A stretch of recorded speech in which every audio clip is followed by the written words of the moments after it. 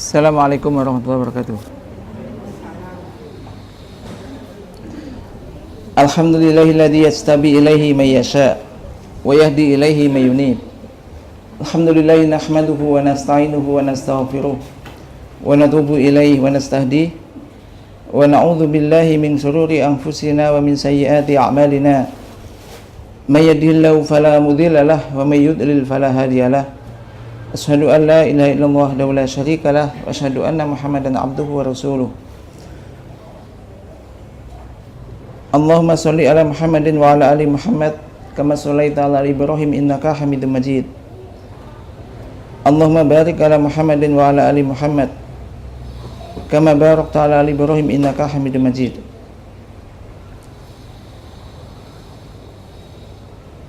Ya ayyuhalladzina amanu taqullaha haqqa tuqatih wa la tamutunna illa wa antum muslimun. Ya ayyuhan nas taqu rabbakumul ladzi khalaqakum min nafsin wahidah wa khalaqa minha zawjaha wa batha minhuma rijalan katsiran wa nisaa'a wa taqullaha alladzi tasaaluna bihi wal arham innallaha kana 'alaikum raqiba. Ya ayyuhalladzina amanu taqullaha wa qulu qawlan sadida yuslih lakum a'malakum wa yaghfir lakum dhunubakum wa may yuti'illah wa rasulahu faqad faza fawzan 'azima. Amma ba'du fa inna asdaqal hadisi kitabullah wa khairal hadi hadi Muhammadin sallallahu alaihi wasallam wa syarrul umuri muhdatsatuha wa kullu muhdatsatin bid'ah wa kullu bid'atin dhalalah wa kullu dhalalatin finnar.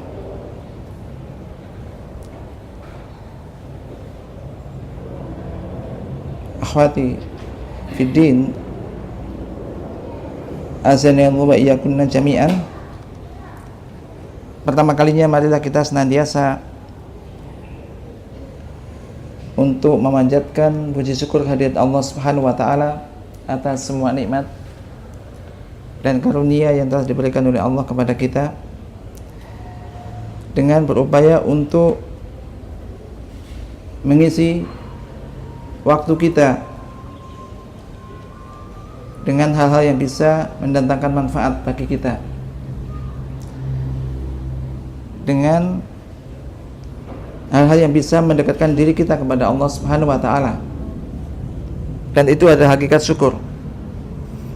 Jadi hakikat syukur kepada Allah ini adalah dengan beribadah kepadanya, dengan meningkatkan ketaatan kepadanya. Sebagaimana Allah Subhanahu wa taala juga telah memerintahkan kita, orang-orang yang beriman, untuk yakni melakukan suatu amalan yang bisa bermanfaat untuk masa setelah matinya. Allah Subhanahu wa taala telah berfirman, Ya ayyuhalladzina amanu taqullaha wal tanzur nafsum ma qaddamat lighadi wattaqullah innallaha khabirum bima ta'malun. Wahai orang-orang yang beriman, bertakwalah kamu sekalian kepada Allah, dan hendaklah setiap jiwa, setiap orang itu memperhatikan ma qaddamat lighadin, apa yang telah dia perbuat, apa yang telah dia lakukan untuk hari esoknya. Hari esok adalah yaitu hari setelah kematiannya, hidup setelah matinya. Jadi bukan masa depan, itu masa besok. Besok yang masih di dunia, masa tua lain, tapi ini ada masa setelah matinya. Maka damat lighadi wattaqullah, dan bertakwalah kamu sekalian kepada Allah. Innallaha khabirum bima ta'malun. Sesungguhnya Allah itu Maha mengetahui apa yang kalian kerjakan.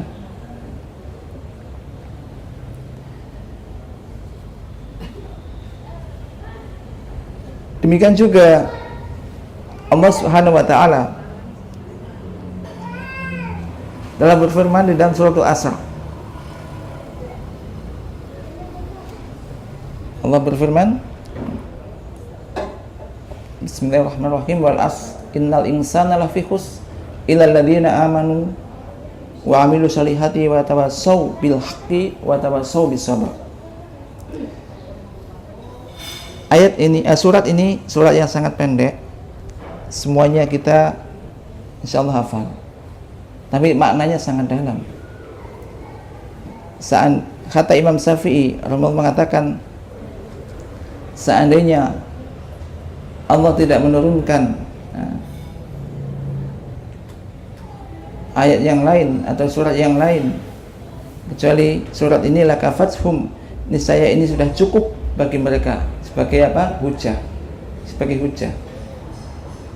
Di situ Allah berfirman, yakni wal demi masa atau demi waktu asar, bersumpah dengan waktu. Ini pentingnya waktu. Innal insana lafi khusr, sesungguhnya manusia itu benar-benar di dalam kerugian. Fil khusr, jadi dalam kerugian. Illa, ini istisna, kecuali. Pengecualian berarti orang yang ini berarti orang yang enggak rugi. Kecuali illal ladina amanu, kecuali orang-orang yang beriman, wa amilu sholihat, dan beramal soleh. Tidak dikatakan dan mempunyai mobil mewah, tidak, dan mempunyai harta yang banyak, tidak. Perhatikan, singkat coba. Maka janganlah Anda merasa bersedih ketika tidak bisa beli mobil mewah. Bersedihlah ketika punya mobil mewah tapi tidak bisa beramal soleh dan tidak punya iman. Merugilah. Sehingga manusia benar-benar merugi, kecuali, berarti istisnanya, kecuali orang-orang yang beriman dan beramal soleh. Dua sifat ini saat dia menyebutkan ini adalah hal yang bisa menjadikan orang itu jadi kamil, sempurna menurut ukuran manusia. Wa tawassaw bil haqqi wa tawassaw bis sabr. Dan orang yang saling berwasiat untuk bisa menetapi kebenaran dan kesabaran. Ada 4 sifat. Yang pertama, orang-orang yang beriman. Maka ini pula tersirat bahwa kita wajib untuk mengetahui, mencari ilmu berkaitan dengan iman, supaya kita bisa mengetahui hakikat iman yang sebenarnya. Bagaimana beriman dengan iman yang sebenarnya? Nah, kita tersirat untuk apa? Mencari ilmu, tentu ilmu yang berkaitan dengan masalah iman ini. Demikian juga beramal soleh. Ini juga tersirat juga untuk kita mencari ilmu berkaitan dengan amal-amal soleh. Bagaimana kita bisa mengetahui amal-amal soleh ketika kita tidak berilmu, tidak punya ilmu tentang hal itu? Maka harus tertuntut amal soleh itu apa saja. Amal soleh adalah amal yang dilakukan ikhlas hanya karena Allah, dan amalan itu sesuai dengan sunnah dan tuntunan Rasulullah Sallallahu Alaihi Wasallam. Ini amal soleh.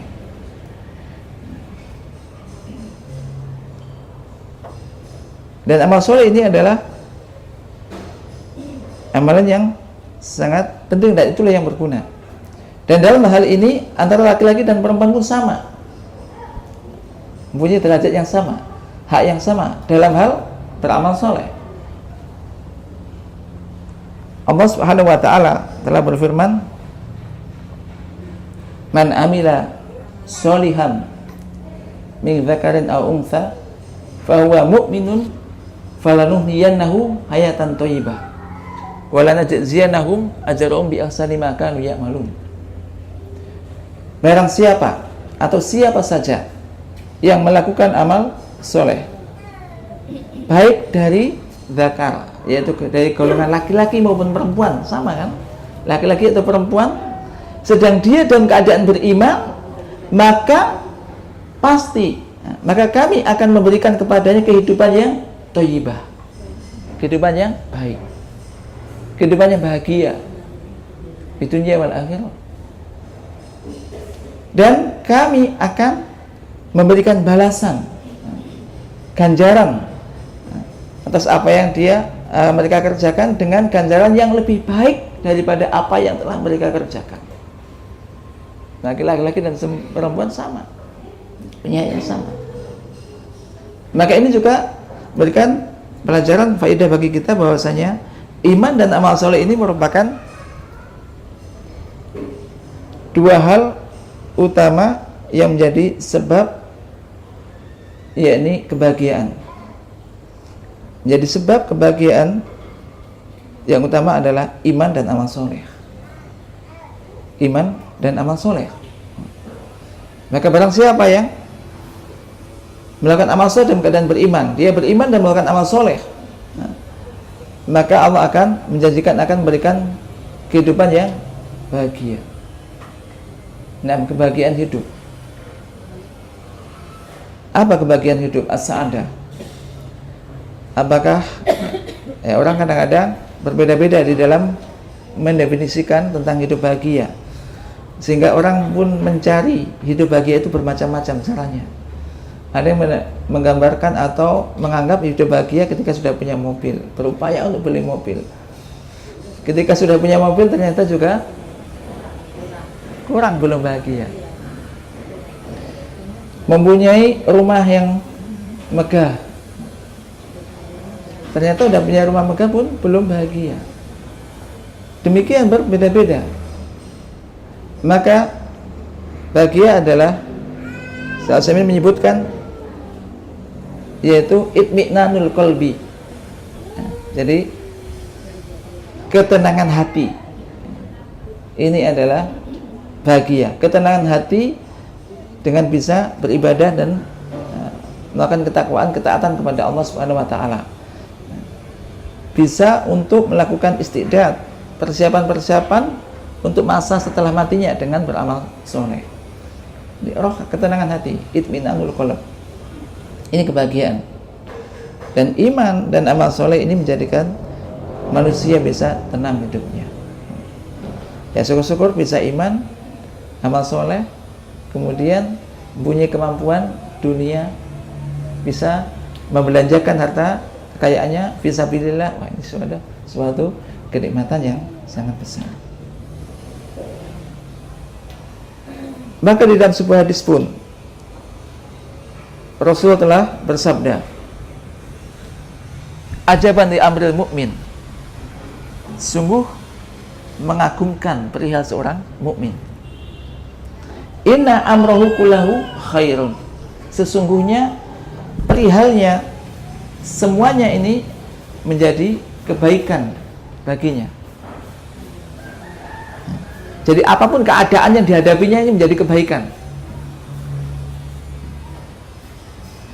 Idza asabathu sarra'u syakara fakana khairun lah. Idza asabathu dharra'u sabara fakana khairun lah. Wa laysa dzalika illa lil mu'min. Jika dia mendapat kesenangan, mendapat kenikmatan, lalu dia bersyukur, maka ini menjadi kebaikan baginya. Dan jika dia mendapat ketidaksenangan, ujian, kesengsaraan, kemudian dia sabar, maka ini menjadi kebaikan baginya. Dan hal itu tidaklah dimiliki kecuali oleh seorang mukmin, orang yang beriman, ya kan? Maka ini dari isi dunia kan cuma dua, ya kan? Apa? Hah? Ya kalau nggak senang susah, mesti begitu. Ada yang kalau nggak sedih senang, ada nggak mendapat kenikmatan mendapat kesulitan. Nah, semua ini sebetulnya memang ujian dan cobaan kita. Manusia diuji. Ada yang diuji dengan harta benda, kenikmatan. Kenikmatan ujian. Bisa bersyukur apa enggak? Ini. Dan kadang orang menganggap ujian itu kalau sedang ditimpa musibah. Waduh, saya kok diuji terus. Lihat di surah Al-Fajr itu. Fa'amal insanu idza mabtalahu rabbuhu wa na'amahu wa akramahu fayaqulu rabbi akraman.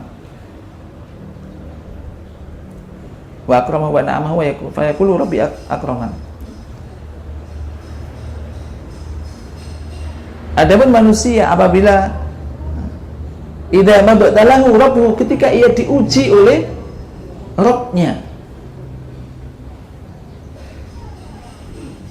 kemudian dia diberi kenikmatan, dimuliakan, fayaqulu rabbi akraman, dia langsung mengatakan apa? Tuhanku telah memuliakan aku. Wa idza mabtalahu wa qadara alaihi rizqahu fayaqulu rabbi ahanan. Waduh, ketika dia diuji dengan dikurangi rezekinya, dibatasi rezekinya, dia mengatakan Tuhanku telah menghinakanku, ahanan, telah menghinakanku. Artinya apa? Dia menjadi ukuran disayang Allah itu ketika diberi kenikmatan, diberi semua harta yang banyak. Ketika dikurangi maka dianggap tidak disayang. Kalla, maka Allah mengatakan kalla, sekali-kali tidak demikian. Nah, kembali kepada inti permasalahannya adalah mari kita berbanyak amal-amal soleh, amal-amal soleh kita. Di dalam sebuah hadis yang sahih, Rasulullah SAW juga bersabda, yadba'ul mayyit salasa. Mayyit itu akan diikuti, orang mati itu akan diikuti oleh tiga perkara. Isnani yarji'an wa yabqa wahid, yakni dua hal ini akan kembali setelah mengantarkan dia ke kuburnya, kembali, dan satu ini yang akan tetap menemani dia. Nah, yaitu apa? Yaitu maluhu wa ahluhu, harta dan keluarganya. Ini dua hal yang akan kembali. Hartanya, keluarganya, ahluhu wa maluhu wa, ini dua yang akan kembali. Wa wahid, yang akan tetap ada amaluhu. Keluarganya, mungkin anak-anaknya, kerabatnya nganter, tentu dia nggak akan masuk ke dalam liang kubur, nggak ikut masuk, habis itu kembali.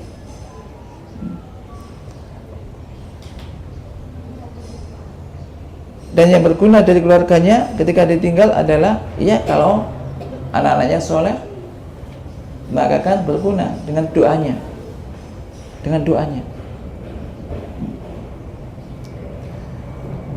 Demikian juga hartanya akan kembali.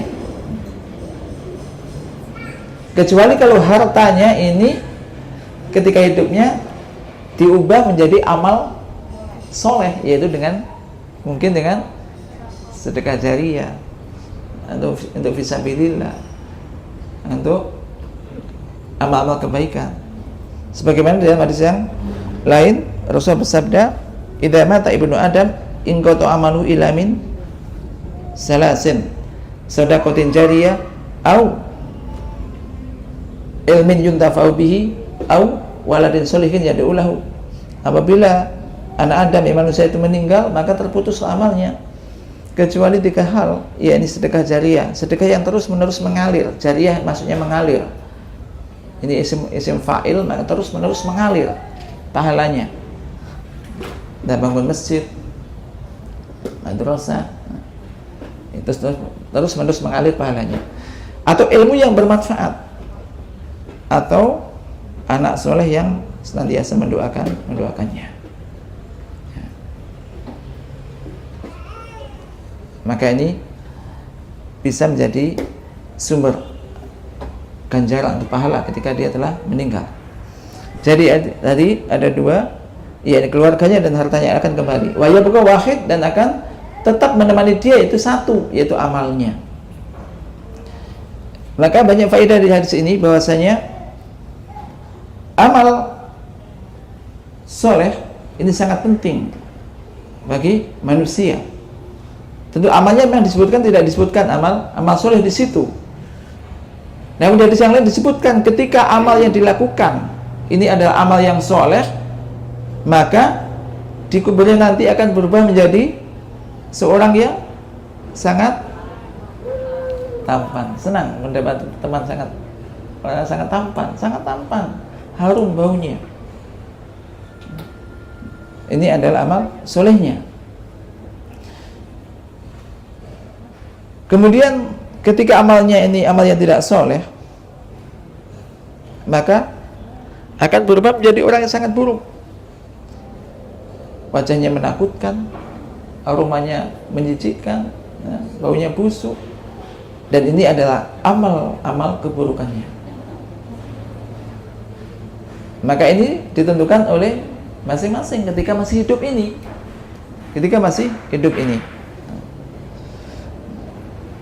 Maka ini pentingnya amal soleh. Maka banyak orang-orang kafir disebutkan tentang kisah orang-orang kafir, orang-orang musyrik, ketika sudah mati itu minta untuk dikembalikan lagi di dunia supaya bisa beramal soleh, bukan supaya bisa bekerja. Anda lihat, supaya bukan supaya bisa bekerja mengumpulkan harta yang banyak, tidak, supaya bisa beramal soleh yang belum sempat dilakukan. Ini ucapan-ucapan, tapi penyesalan setelah meninggal tidak ada manfaatnya, tidak ada faedahnya.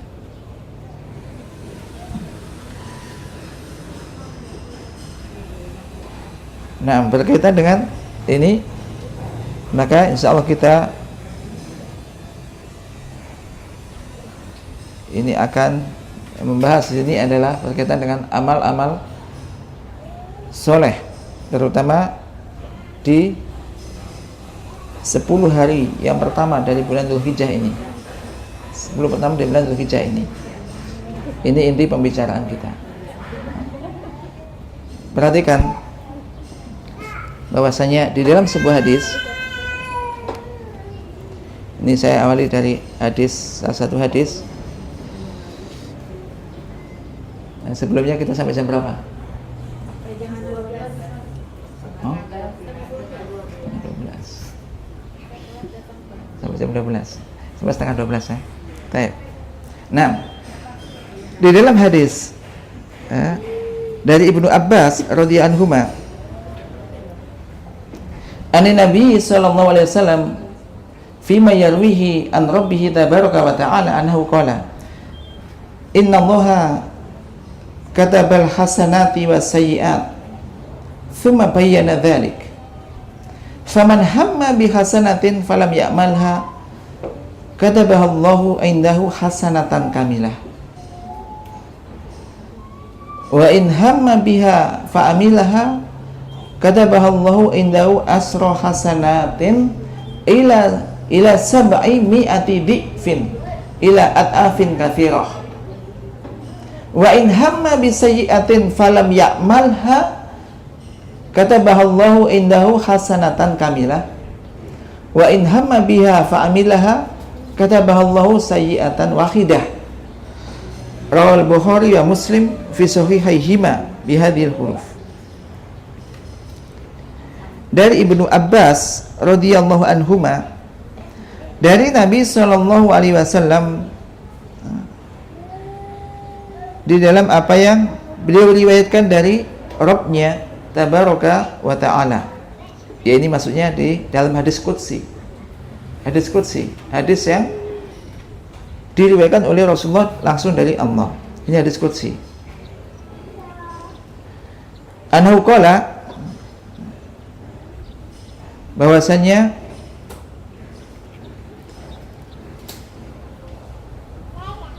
jadi Allah telah berfirman di situ, innallaha katabal hasanati wa sayyi'at tsumma bayyana dzalik. Sesungguhnya Allah telah mencatat atau menulis, jadi menulis tentang al-hasanati wa sayyi'at, tentang hal-hal yang baik dan hal-hal yang jelek. Jadi telah menulis, menetapkan tentang kejadiannya, demikian juga tentang pahalanya, dan semua itu akan terjadi. dengan ketetapan dan takdir dari Allah. Telah ditentukan, ditulis. Tsumma bayyana dzalik, kemudian Allah pun menjelaskan hal itu. Telah ditentukan dalam Al-Qur'an, ini amal-amal yang baik, ini amal-amal yang jelek.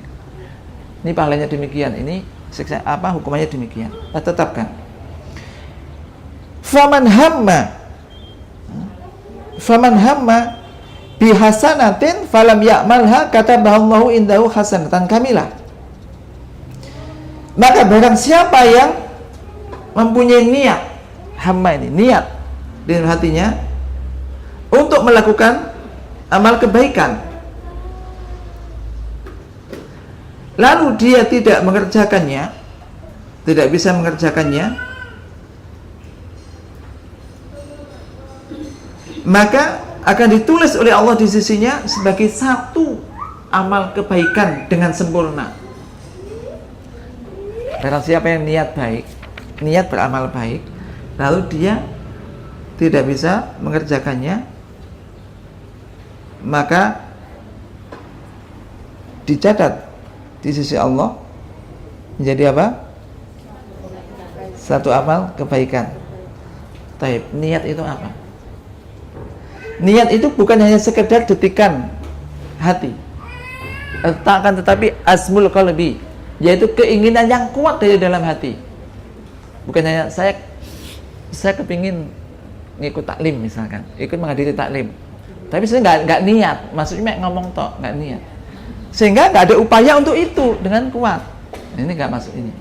Ingat, jangan supaya sekedar yang penting supaya ada pahalanya, tapi nggak niat, nggak ada usaha yang kuat. Jadi azmul qalb, jadi ini harus yaitu azmun, jadi niat yang kuat untuk melakukan hal tersebut,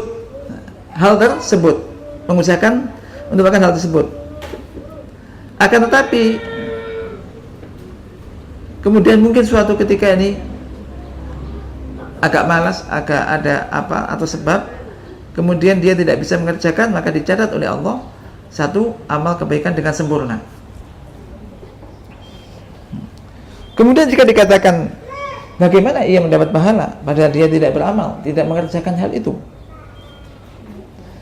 maka ya dicatat atas niat yang kuat tadi. Jadi azam, keinginan yang kuat untuk melakukan itu diiringi dengan niat yang tulus, maka ini akan dicatat oleh Allah sebagai satu kebaikan yang sempurna.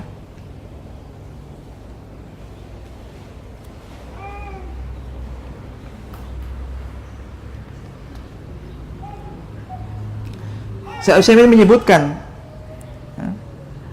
yakni bahwasanya orang yang punya niat yang baik lalu dia tidak mengerjakannya, ini bermacam-macam, banyak ragamnya.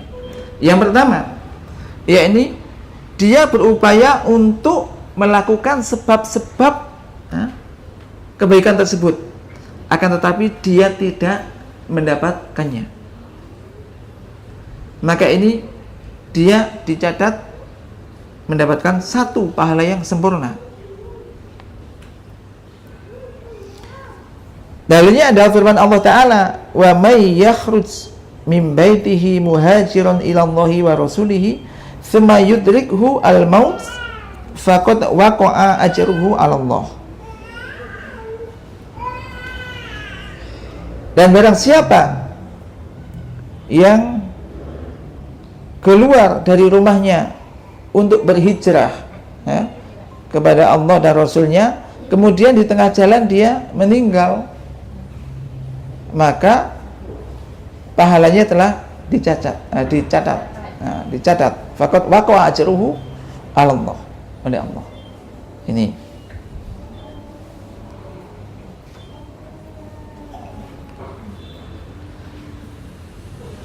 demikian juga disebutkan contohnya, misalkan seorang manusia ingin pergi ke masjid,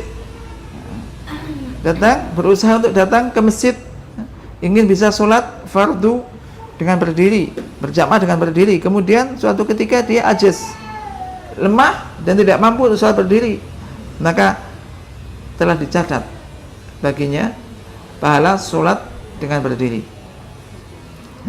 Kemudian wajh husani, yakni tipe yang kedua atau ragam yang kedua,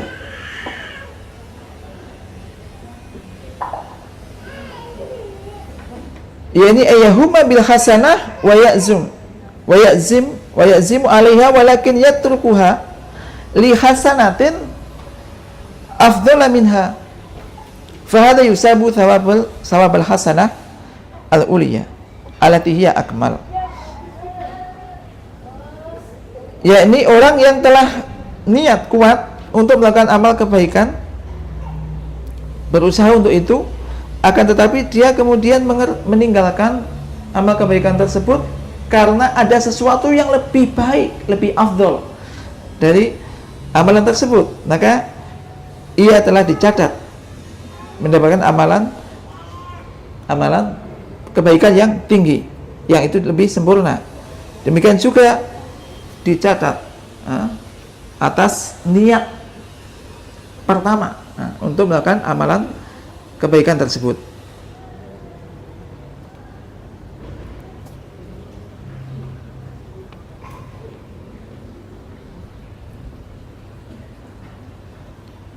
Sebagaimana pernah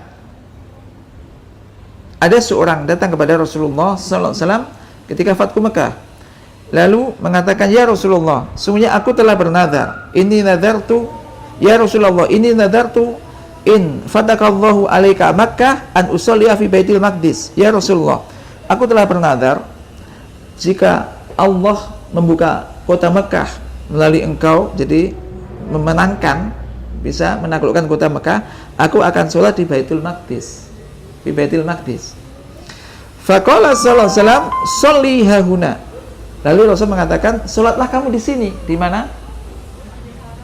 Di Mekah. Nah, Masjidil Haram. Padahal nadarnya sholat di Baitul Maqdis. Faqala lahu sallallahu alaihi wasallam, sa'nuka idzan. Fahada intaqala min adna ila a'la. Jadi artinya ya disuruh sholat di sini, di Mekah, di Masjidil Haram. Maka ini berpindah dari yang lebih rendah kepada yang lebih tinggi, karena sholat di Masjidil Haram berapa kali? 100.000 daripada sholat yang di tempat yang lain. Nah ini. Yang ketiga, yakni al-wajib salis, yakni dia meninggalkan niat baiknya karena takasulan. Takasul itu males-malesan. Malas. Seperti dia berniat untuk sholat duha 2 rakaat niatnya. Lalu ada temannya yang datang, belum sholat, ayo misalkan, temannya datang, mari kita jalan, ayo kita jalan. Sudah tadi niat tok, lalu jalan. Lalu dia tidak jadi sholat dan pergi berjalan, keluar jalan. Gimana ini? Beliau mengatakan wahada yusabu. Tapi ini yusabu, ada yusabu diganjar.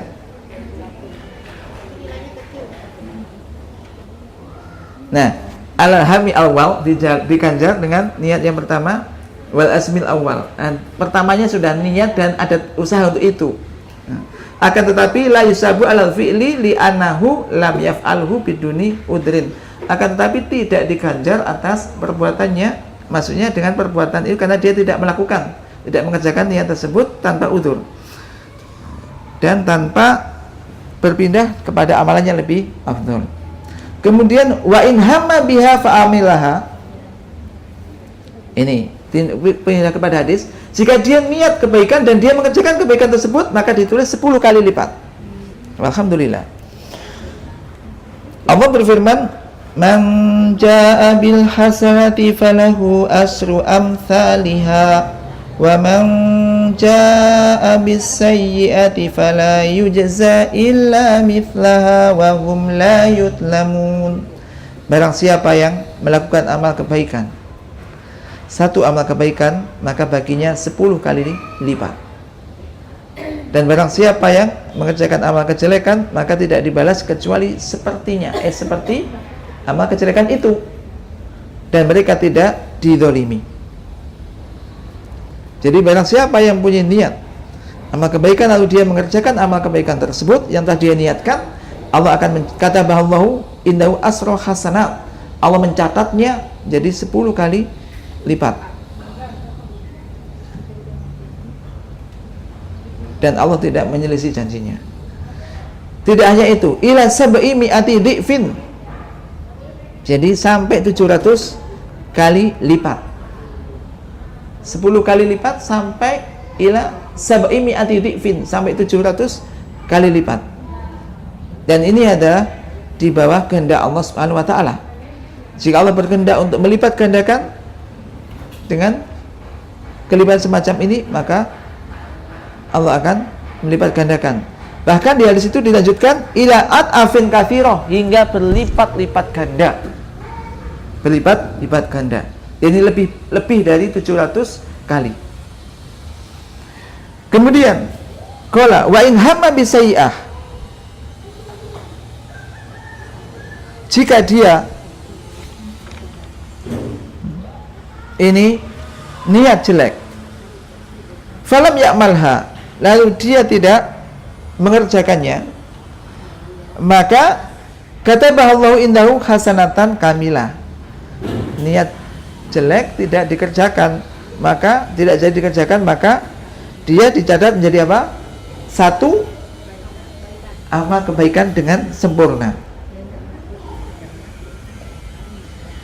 Di dalam hadis yang lain disebutkan li'annahu innama tarakaha min jiroi atau min jaroi ay min ajli, karena dia meninggalkan niat jeleknya itu karena takut kepadaku, karena Allah, maka dicatat satu amal kebaikan dengan sempurna. Karena dia meninggalkan amal kejelekan karena Allah. Maka Al-Utsaimin juga menyebutkan di sini, ketahuilah bahwasanya niat yang tidak baik ini pun lahu ahwal. Wa'lam anal hamma bisayyi'ah lahu ahwalun, banyak kondisinya, keadaannya, macamnya. Kayak orang kan meninggalkan niat jeleknya bermacam-macam toh, bermacam-macam. Keadaan yang pertama yaitu dia telah mempunyai niat yang kuat untuk melakukan kejelekan. Tidak hanya sekedar terdetik, tapi ada niat kuat untuk melakukan kejelekan. Kemudian dia bertanya-tanya lagi kepada dirinya, akhirnya dia meninggalkan, nggak jadi melakukan kejelekan itu lillahi azza wa jalla, karena Allah azza wa jalla. Maka inilah orang yang mendapat ganjaran. Karena hati manusia kan ya takolab, ya, sudah mau melakukan kejelekan, nah mungkin ya, imannya naik, ya, kemudian nggak jadi, takut pada Allah, nggak jadi. Maka ini yang mendapat ganjaran dan dicatat untuknya satu amal kebaikan yang sempurna, karena dia meninggalkan kejelekan tersebut karena Allah, dan dia tidak jadi melakukan kejelekan tersebut, sehingga tidak dicatat jadi satu kejelekan. Keadaan yang kedua yaitu orang yang mempunyai niat jelek dan berupaya untuk melakukan kejelekan itu, akan tetapi dia tidak mampu untuk melakukan kejelekan tersebut, dan tanpa upaya untuk melakukan sebab-sebab yang bisa menjadikan kejelekan tersebut terlaksana. Contohnya, sebagaimana Rasulullah SAW pernah mengabarkan tentang seseorang, orang ini mengatakan, "Law anna li misla mali fulan fa'amalu fihi misla amalihi."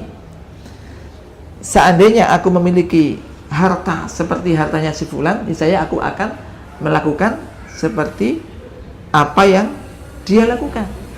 Apa yang dia lakukan.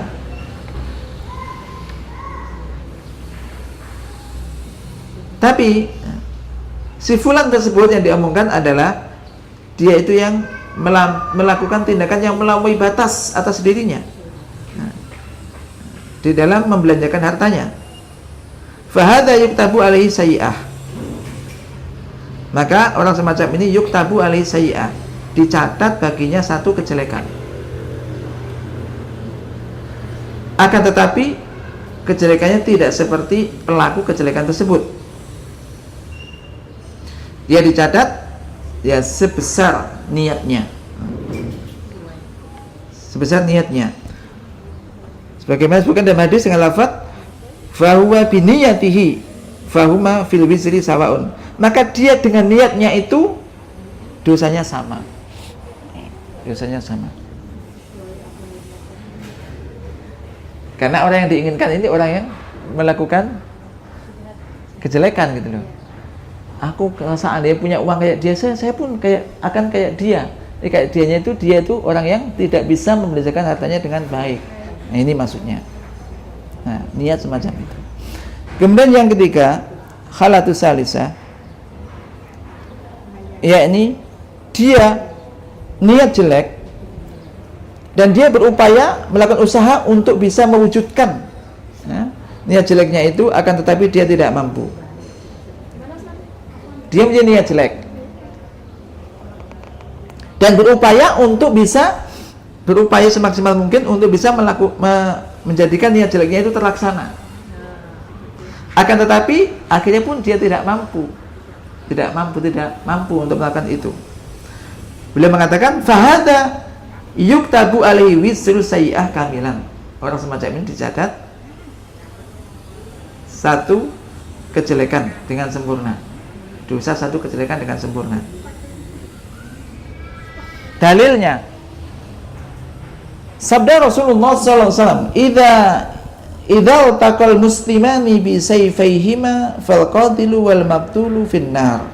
Qala ya Rasulullah hadzal qatil fama balul maqtul ay limadha yakunu finnar? Qala li annahu kana harisun ala qatli sahibihi.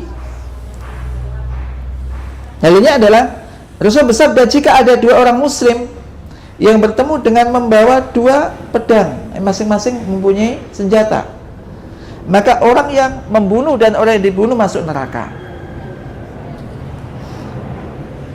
Maka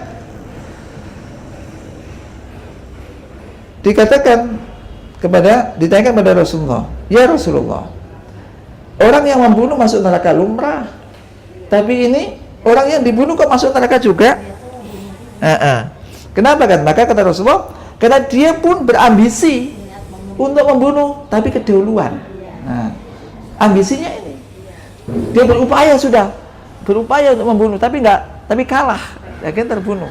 Maka yang membunuh dan yang dibunuh sama masuk neraka.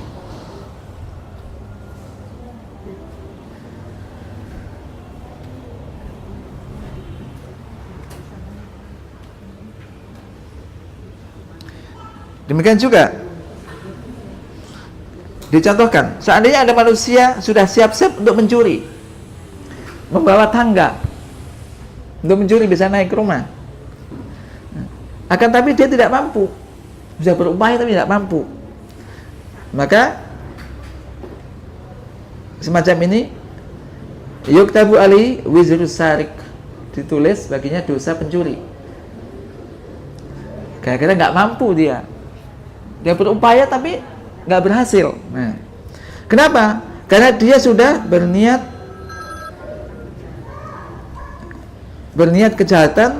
kejelekan dan dia ada upaya, sudah bawa tangga, menek, manjat, nah ini, tapi nggak mampu.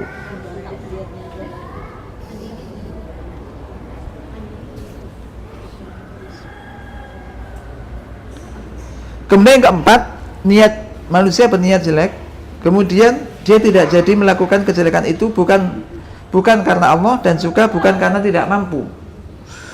Maka orang semacam ini lalahu wala alaihi, tidak mendapat pahala dan juga tidak mendapat dosa. Dan ini banyak terjadi.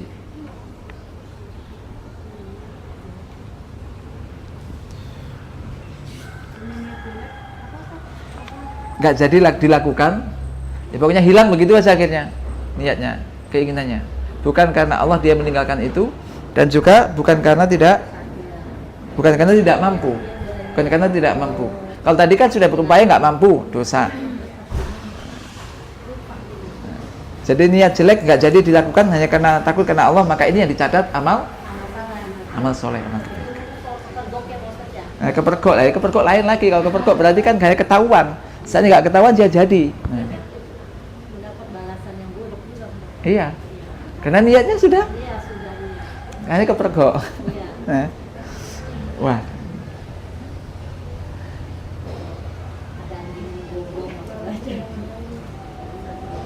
Kemudian wa in hama biha fa amilaha katabahallahu sayyi'atan wahidah. Lalu jika dia berniat jelek kemudian dia melakukan kejelekan itu, maka dicatat oleh Allah satu kejelekan. Jadi enggak dilipat gandakan, cuman ditulis satu kejelekan. Maka dari itu Allah Subhanahu wa taala berfirman, kata rabbukum ala nafsihi rahmah. Allah telah kalian telah mencatat atas dirinya rahmah, itu kasih sayang.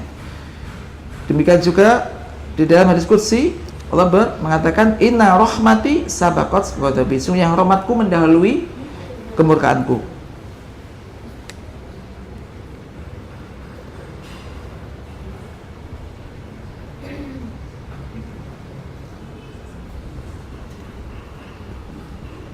Nah,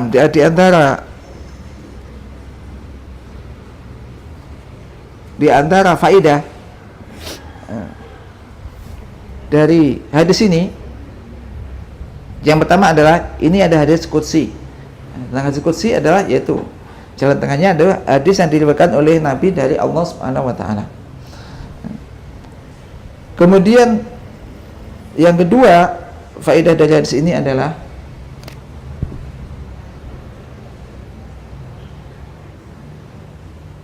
jadi ditetapkannya penulisan al-hasanat, amal-amal kebaikan dan juga amal-amal kejelekan. Telah ditulis amal-amal kebaikan dan amal-amal kejelekan, baik kejadiannya, tentang pahalanya maupun hukumannya. Allah mengatakan di situ innallaha kataba al-hasanati wa sayyi'at. Kemudian yang ketiga,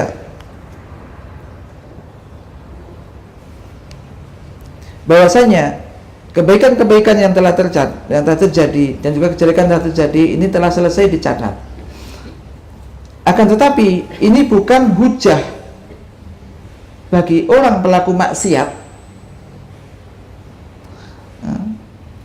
untuk berhujah dengan ketetapan Allah atau dengan takdir Allah. Tidak boleh. Misalkan orang mencuri, kenapa kamu mencuri? Ya, Allah telah menetapkan untuk saya mencuri hari ini, enggak boleh. Kenapa kamu kok enggak sholat? Karena Allah telah menakdirkan saya untuk tidak sholat. Kalau nanti Allah telah menakdirkan saya sholat, saya akan sholat. Ini tidak boleh berhujah dengan takdir, ketetapan Allah, tidak boleh untuk melakukan kemaksiatan atau berhujah atas kemaksiatannya, tidak boleh. Karena Allah Subhanahu wa taala telah memberinya pendengaran, penglihatan, akal pikiran, pemahaman, dan juga telah mengutus kepadanya Rasul. Dan telah menjelaskan kebenaran. Dan dia pun tidak tahu apa yang telah dicatat dan ditulis oleh Allah untuknya. Apakah kemaksiatan atau kebaikan, tidak tahu, ya kan?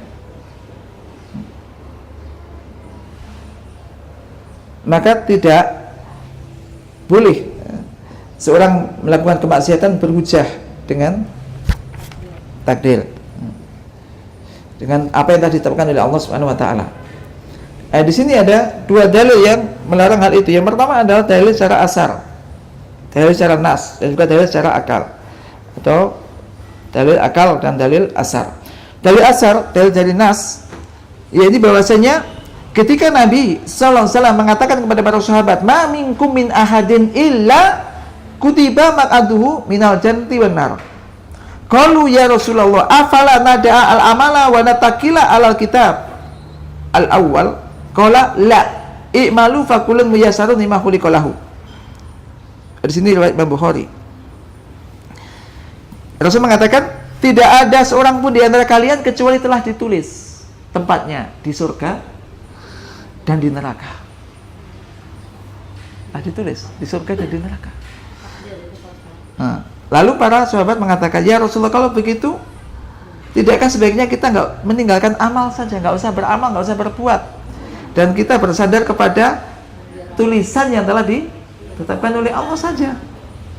Ngapain kita beramal, sudah ditulis kok neraka dan surganya. Qala, Rasul mengatakan, la, jangan. I'malu fakullun muyassarun lima khuliqa lahu. Tidak.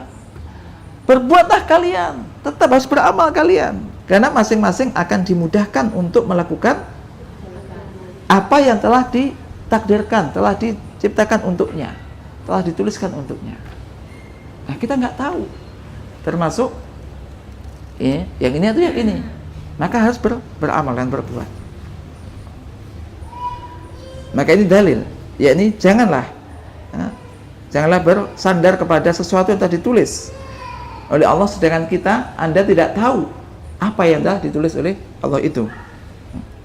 Jadi i'malu fakullun muyassarun lima khuliqa lahu.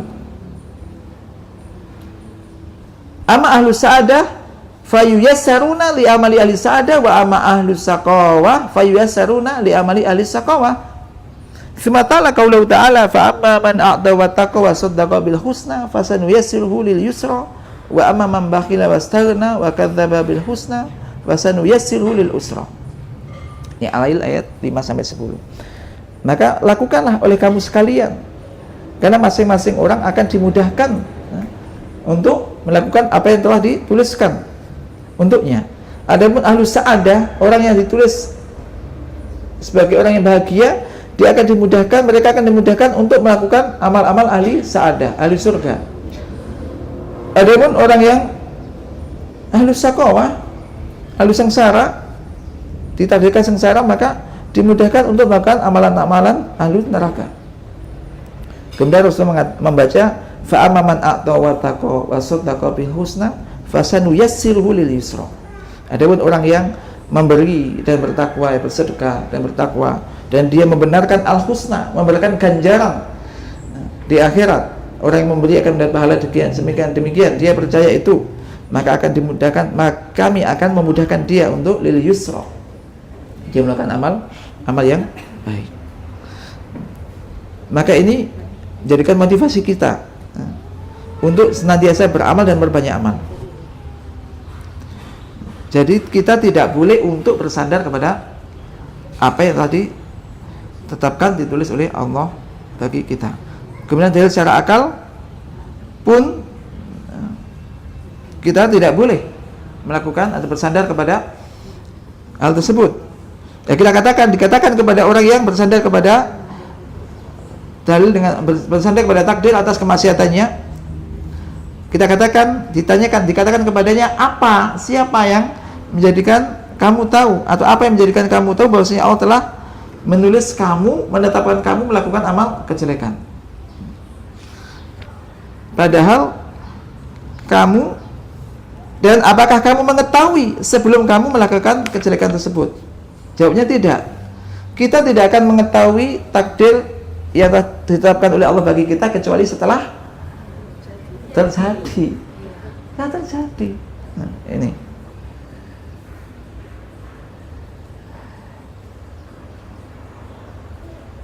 Kemudian di sini juga di antara faedahnya juga, yakni bahwasanya Allah Subhanahu wa taala telah memberikan perhatian kepada makhluk ini, di mana Allah mencatat amal-amal kebaikannya dan juga amal-amal kejelekannya. Kemudian berikutnya juga di antara karunia Allah Azza wa Jalla dan belas kasih sayang Allah Azza wa Jalla, yakni bahwasanya barang siapa yang punya niat baik dan dia tidak mengerjakannya, dicatat satu kebaikan. Ini merupakan suatu karunia dan fadl dari Allah Subhanahu wa taala. Kemudian juga yang terakhir adalah dilipat gandakannya amal-amal kebaikan. Karena pada asalnya satu amal kebaikan ini dilipat gandakan 10 kali. Akan tetapi bisa jadi ditambah sampai 700 kali dan sampai lebih dari itu, berlipat-lipat ganda. Syekh Utsaimin beliau menyebutkan mudha'afatu sawabil hasanati takunu bi umurin. Jadi dilipat gandakannya pahala amal-amal kebaikan ini terjadi karena beberapa hal. Minha di antaranya apa? Sebab-sebab dilipat gandakannya amal-amal kebaikan ini banyak. Di antaranya yang pertama adalah beliau mengatakan az-zaman, yaitu waktu. Waktu di saat dilakukannya amal kebaikan tersebut. Karena waktu. Beliau mencontohkan, dan ini intinya berkaitan dengan saat kita sekarang ini, yakni sabda Nabi SAW di dalam 10 hari pertama dari bulan Dzulhijjah. Rasul bersabda, "Ma min ayyamin al-amalu shalihu fihinna ahabu ilallahi min hadhil ayyamil asr." Qalu wala jihadu fisabilillah, qala wala jihadu fisabilillah. Contohnya adalah Rasul bersabda, tidak ada suatu hari, tidak ada hari-hari yang amal soleh di situ, di hari-hari itu lebih dicintai oleh Allah daripada hari-hari 10 hari yang pertama ini, yaitu 10 hari di bulan Dzulhijjah. Para sahabat bertanya, wala jihad fisabilillah ya Rasulullah? Tidak pula jihad fisabilillah ya Rasulullah? Tidak pula jihad fisabilillah. Illa, sebutkan situ, lanjutan di situ, rajulun kharaja bi nafsihi wa malihi wa lam yarji' min dzalik bisaid. Kecuali orang yang keluar dengan diri dan hartanya untuk ke medan perang, kemudian dia mati syahid di situ. Nah, ini merupakan besarnya pahala amalan berkaitan dengan waktu. Termasuk juga contohnya adalah Lailatul Qadar. Lailatul Qadri khairun min alfi syahr. Lailatul Qadar lebih baik daripada 1000 bulan. Nah, yang kedua ada berkaitan dengan tempat. Berkaitan dengan tempat,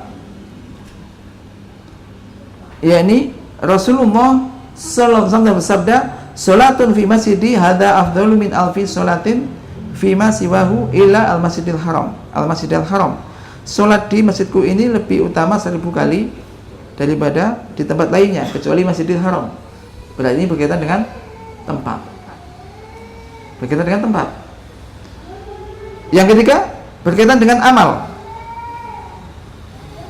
Amal yang dilakukan. Lihat, amal soleh ini meliputi yang wajib dan yang sunnah.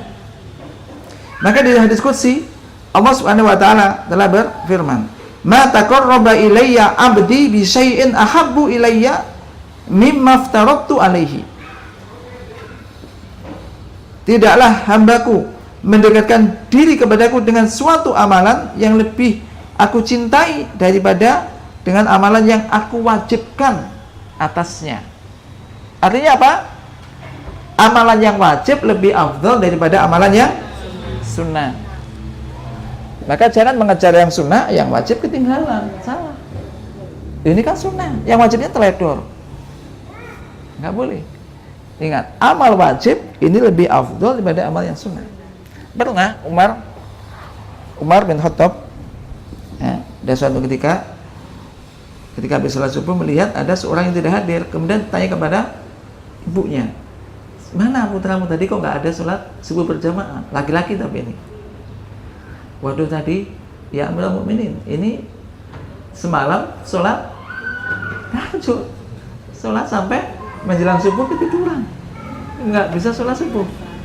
Apa kata sungguh, kata Umar, sungguh seandainya aku tidak sholat tahajud tapi bisa sholat subuh dengan berjamaah lebih aku sukai daripada sholat sunnah tapi nggak bisa sholat subuh dengan berjamaah. Ini, maka ini juga perlu diperhatikan. Nanti kalau ada suaminya sergap sholat sunnah, sergap amalan-amalan sunnah, amalannya wajib terledor, diingatkan nih, yang wajib juga jangan justru terledor, tapi yang wajib lebih afdal daripada sunnah. Ya kalau bisa wajibnya beres, kemudian berikutnya adalah amal-amal sunnah diperbanyak. Nah. Yang keempat ada berkaitan dengan orang yang melakukan amalan tersebut, ditinjau dari pelakunya.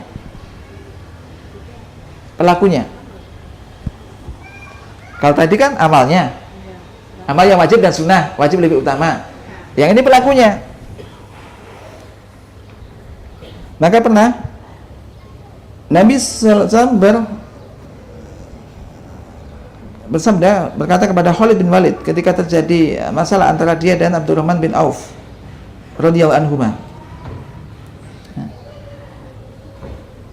Beliau mengatakan la tasubbu ashabi fa walladhi nafsi biyadihi law anfaqa ahadukum misla uhudin dahaban ma balagha mudda ahadikum wala nasifah.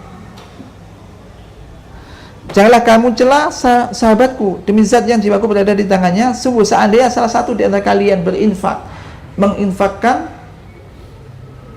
emas sebesar satu gunung Uhud, itu belum apa-apanya, belum imbang dengan satu mud yang mereka sedekahkan, tidak pula separuhnya. Ini pelakunya tidak, ini menentukan. Nah, baik.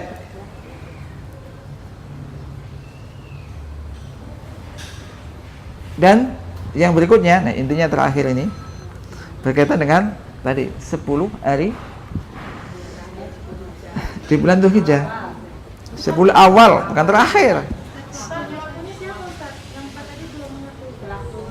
Nah, tadi kan sahabat, membedakan antara yang melakukan sahabat dan yang melakukan selain sahabat. Tentu sama-sama yang dilakukan ini berbeda.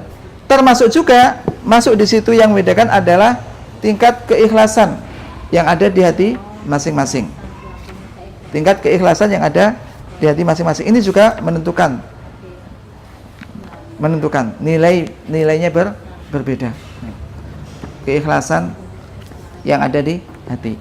Maka Imam Ibnu Qayyim menyebutkan bisa jadi dua orang amal zahirnya itu adalah sama, tapi nilainya antara langit dan bumi, sesuai dengan apa yang ada di dalam hati masing-masing.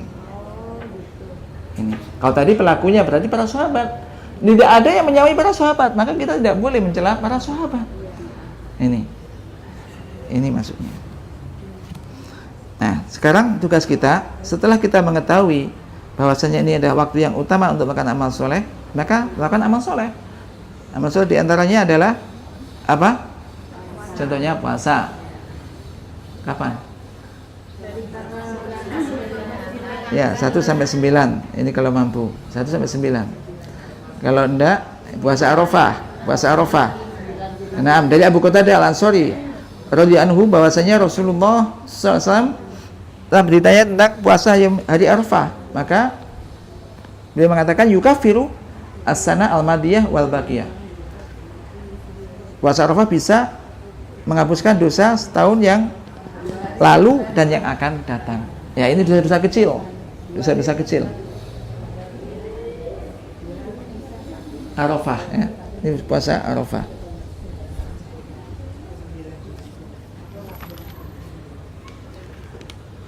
Demikian pula yakni ucapan-ucapan tasbih, tahlil, tahmid dan juga takbir. Ini semua orang bisa untuk mengucapkannya.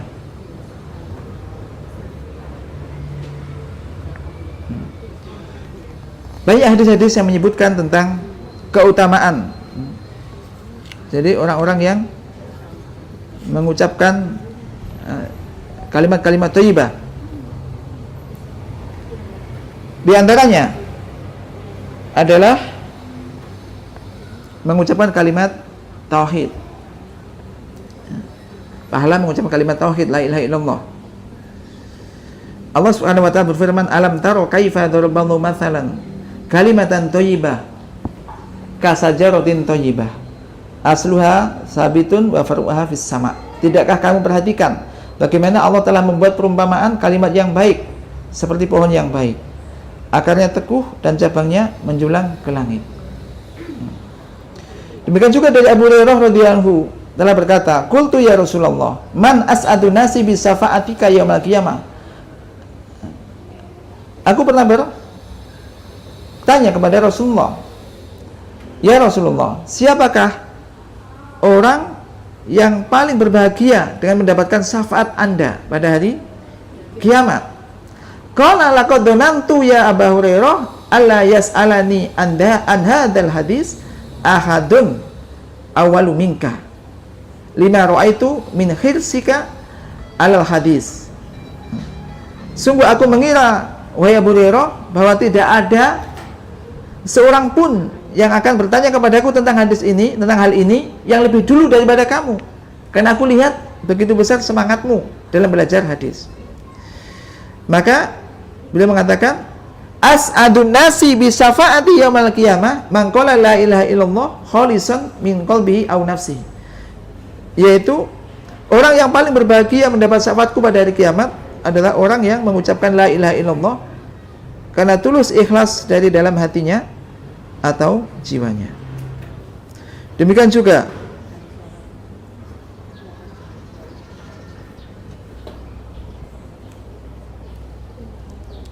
yakni pahala mengucapkan kalimat tauhid 10 kali.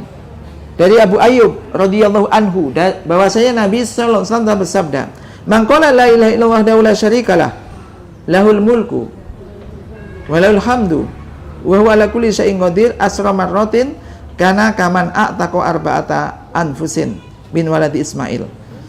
Dari Abu Ayyub radhiyallahu anhu bahwasanya Nabi sallallahu alaihi wasallam bersabda, barang siapa mengucapkan tidak ada ilah, mengucapkan la ilaha illallah wahdahu la syarikalah, lahul mulku wa lahul hamdu wa huwa ala kulli syai'in qadir 10 kali, maka dia seperti membebaskan 4 orang budak dari keturunan Ismail. Mengucapkan 10 kali. Demikian juga pahala mengucapkan kalimat tauhid 100 kali dalam sehari. Dari Abu Hurairah radhiyallahu anhu bahwasanya Rasulullah sallallahu alaihi wasallam bersabda, "Man qala la ilaha illallah wahdahu la syarikalah, lahul mulku wa lahul hamdu wa ala kulli syai'in qadir fi yaumin mi'ata marratin kanat lahu aidlu asri riqabin wa kutibat lahu mi'atu hasanatin wa muhiyat anhu mi'atu sayyi'atin wa kanat lahu khirzan minasyaitani yaumahu dzalika hatta yumsiya walam ya'ti ahadun bi afdhala mimma ja'a bihi illa ahadun amila aktsar min dzalik." Dari Abu Hurairah radhiyallahu anhu bahwasanya Rasulullah SAW bersabda, barang siapa mengucapkan la ilaha illallah wahdahu la syarikalah, lahul mulku wa lahul hamdu wa huwa ala kulli syai'in qadir dalam satu hari 100 kali, maka baginya setara dengan membebaskan 10 budak. Ditulis untuknya 100 kebaikan, dihapuskan darinya 100 kejelekan, dan ia mendapat perlindungan dari setan pada hari itu hingga sore hari. Dan tidak ada seorang yang membawa yang lebih utama dari yang ia kerjakan kecuali orang yang mau beramal lebih dari itu. Ini keutamanya. Hadis ini sahih riwayat Imam Bukhari dan Imam Muslim. Demikian juga pahala mengucapkan subhanallah wa bihamdihi 100 kali. Dari Abu Hurairah, an Abi Hurairah radhiyallahu anhu anna Rasulullah sallallahu alaihi wasallam man sabbahallaha fi duburi kulli salatin salasan wa salasina wa hamidallaha salasan wa salasina wa kabbarallaha salasan wa salasina fatilka tis'atun wa tis'una wa qala tamamal mi'ah la ilaha illallah la syarikalah lahul mulku wa lahul hamdu wa huwa ala kulli syai'in qadir ghufirat khotoyahu wa in kanat mithla zabadil bahr.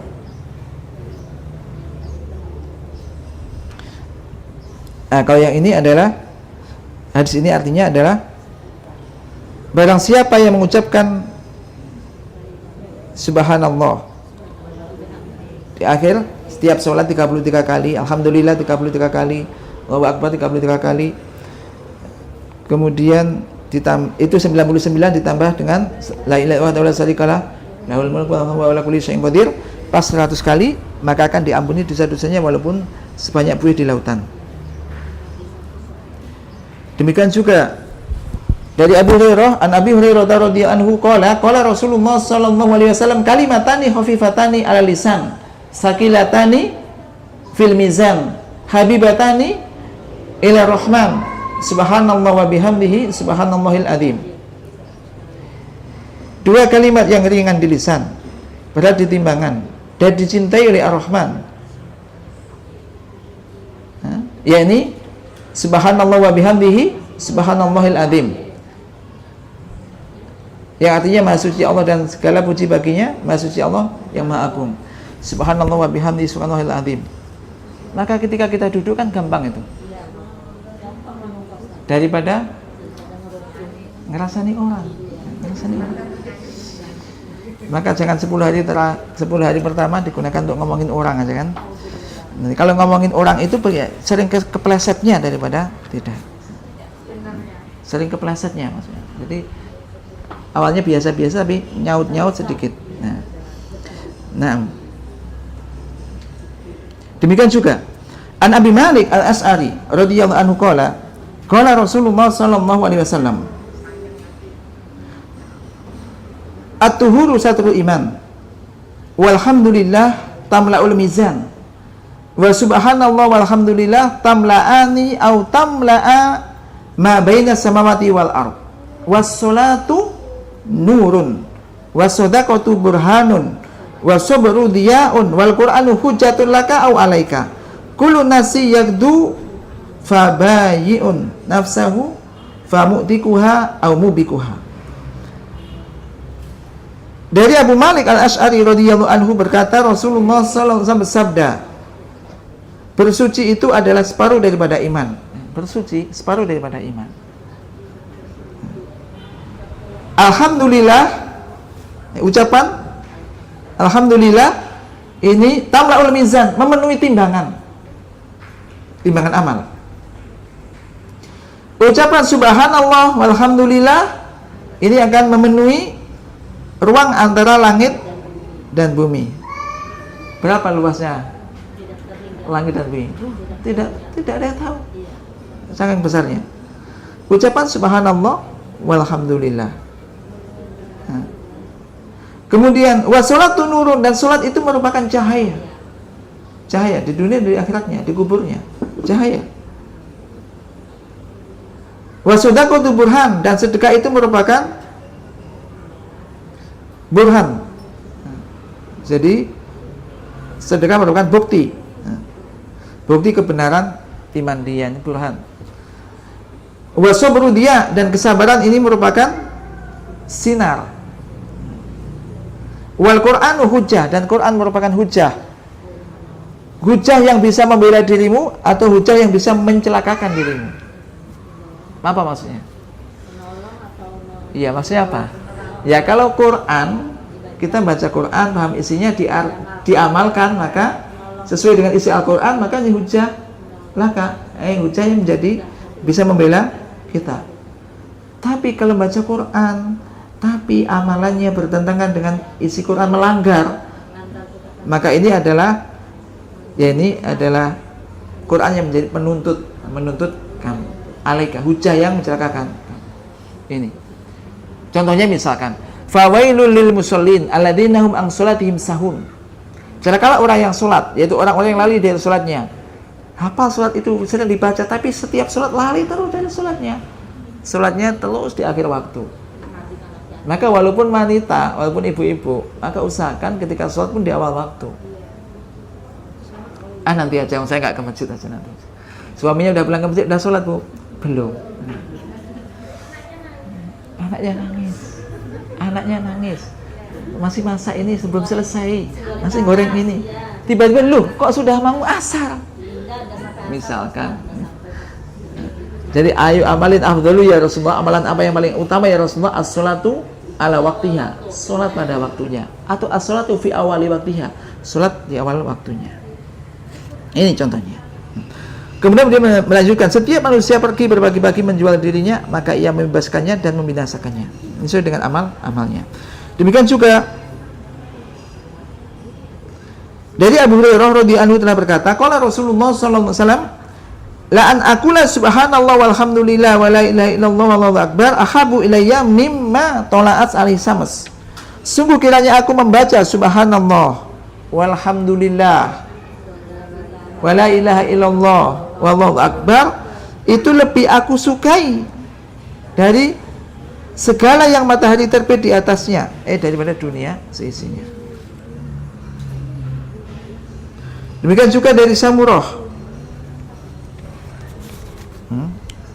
Hadis itu sahih riwayat Imam Muslim. Demikian juga ada hadis dari Samurah bin Jundab radhiyallahu anhu telah berkata, qala Rasulullah sallallahu alaihi wasallam, ahabul kalami ila Allahi arba'un, subhanallah walhamdulillah wa la ilaha illallah wallahu akbar, la yadurruka bi ayyihinna bada'ta, wa zada wa hunna minal Qur'an. Dari Samurah bin Jundab radhiyallahu anhu telah berkata Rasulullah sallallahu alaihi wasallam sabda, ucapan yang paling dicintai oleh Allah ada 4. Subhanallah walhamdulillah wa la ilaha illallah wallahu akbar. 4, hanya 4. Tidak mengapa engkau memulai dari kalimat mana saja, maksudnya dibolak-balik. Ditambahkan ia berasal dari Al-Qur'an. Hadis ini sahih riwayat Imam Muslim dan juga Imam An-Nasa'i di dalam Amal Yaumul Lailah.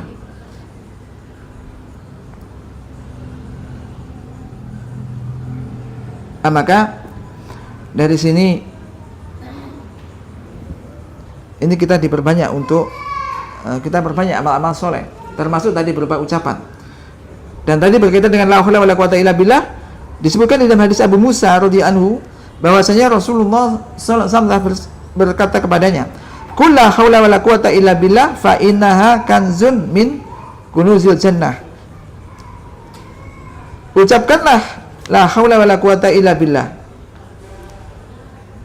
sebab ia adalah salah satu dari simpanan-simpanan surga. Maka marilah kita lakukan amal-amal soleh apa yang bisa kita lakukan, baik di hari-hari 10 awal dari bulan Dzulhijjah atau di hari-hari lainnya, terkhusus di sini. Kemudian di hari ke-10 tentunya adalah menyembelih binatang kurban bagi yang mampu. Mangkana lahu sa'atun walam yudakhi fala yaqrabanna musallana. Barang siapa yang punya keluasan rezeki lalu dia tidak mau berkorban pada hari raya kurban, maka jangan sekali-kali dia mendekati tempat sholat kami. Maka ini anjuran. Dan juga berbanyak amal-amal yang lain, mungkin sedekah atau infak atau membantu orang lain kepada tetangga kiri kanan dan yang lainnya. Mudah-mudahan Allah Subhanahu wa taala ini menolong kita, saya dan kita semuanya, untuk bisa mengamalkan jadi ilmu yang telah kita ketahui, untuk bisa melakukan amal-amal soleh. Tentu tidak lepas semua itu adalah dari pertolongan Allah Subhanahu wa taala. Maka kita senantiasa untuk minta tolong untuk bisa melakukan amal soleh tersebut. Dan ketahuilah bahwasanya amal soleh ini adalah kembalinya kepada masing-masing kita. Tapi yang lain tidak melakukan, teman-teman, saya juga mau melakukan, enggak ada temannya. Jangan. Amal soleh ini untuk kita masing-masing. Ingat, menjadi teman, bukan teman menemani orang lain, menemani kita sendiri. Dan mumpung masih kita diberi kesempatan, jangan menunda-nunda amal kebaikan, amal soleh, jangan menunda-nunda. Sampai pernah Rasul mengatakan di sebuah hadis disebutkan, segeralah bersedekah kamu sekalian, karena nanti ada orang yang ingin sedekah tapi ingin mengatakan ingin sedekah kepada seorang, lalu orang itu mengatakan, kalau seandainya kamu bersedekah kemarin, saya aku akan mau menerimanya, tapi kalau sekarang saya sudah tidak butuh, ingin sedekah sudah tidak ada orang yang bisa menerimanya, tapi kalau sekarang masih banyak orang yang bisa menerima. Dan juga segera fastabiqul khairat, berlomba-lomba untuk amal kebaikan. Dan kita akhirnya berharap ya, jadi amal soleh ini adalah amal yang sesuai dengan sunnah, tuntunan, dan dilakukan dengan ikhlas. Dan kita berharap Allah berkenan menerima amal-amal soleh yang kita lakukan. Wa sallallahu ala nabiyyina Muhammadin wa ala alihi wasallam. Subhanakallahumma wa bihamdika asyhadu an la ilaha illa anta astaghfiruka wa atubu ilaik. Assalamualaikum warahmatullahi wabarakatuh.